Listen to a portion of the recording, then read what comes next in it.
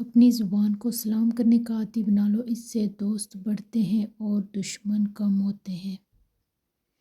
ایک خوبصورت یقین: اللہ کبھی دوسرا در کھولے بغیر پہلا بند نہیں کرتا۔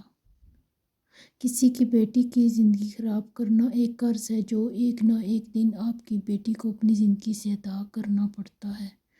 غم کو بھی اسی طرح قبول کرو جس طرح خوشی کو کرتی ہو، کیونکہ دونوں ایک ہی مصنف کی لکھی ہوئی ہیں۔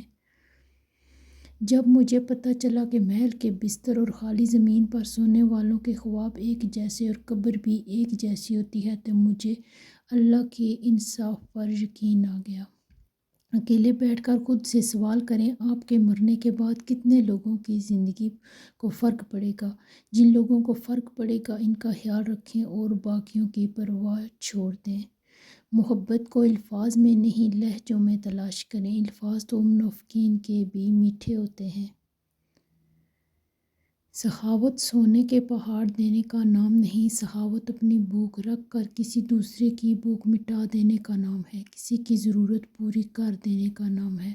دشمن بنانے کے لیے ضروری نہیں کہ آپ کسی سے لڑائی کریں، بس حق اور سچ بولیں۔ بے شمار دشمن آپ کو اپنے خاندان میں ہی مل جائیں گے۔ انسان کے 3 حصے ہیں، ایک حصہ اللہ کا ہے، دوسرا روح کا، جو حصہ اپنا ہے وہ عمل ہے، ایک حصہ کیڑوں کا ہے وہ جسم ہے۔ تو پھر انسان کس چیز کا غرور اور تکبر لیے پھرتا ہے؟ انسان کا بہترین ساتھی اس کی صحت ہے، اگر اس کا ساتھ چھوٹ جائے تو ہر رشتے کے لیے بوجھ بن جاتا ہے۔ تندرستی 1000 نعمت ہے، اپنی صحت کا خیال رکھا کریں پلیز۔ کئی دفعہ جو ہمیں غلط لگ رہے ہوتے ہیں دراصل وہ غلط نہیں ہوتے۔ یہ ہرن کی غلطی نہیں کہ وہ سڑک پہ گزر رہا ہے، بلکہ سڑک جنگل میں سے گزر رہی ہے جو کہ جانوروں کی رہائش گاہ ہے۔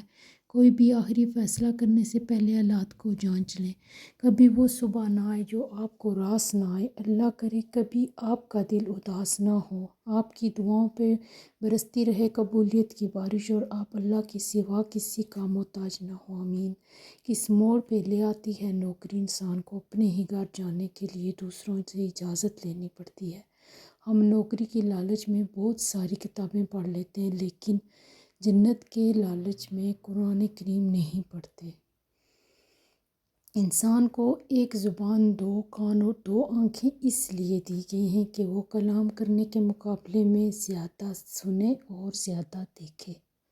ایسی غربت پر صبر کرنا جس میں عزت محفوظ ہو، اس امیری سے بہتر ہے جس میں ذلت اور رسوائی ہو۔ محبوب کو دیکھنا محبت کی شرط نہیں ہوتی، کوئی بنا دیکھے اویس کرنی بن جاتا ہے اور کوئی پاس رہ کے بھی ابو جہل رہتا ہے۔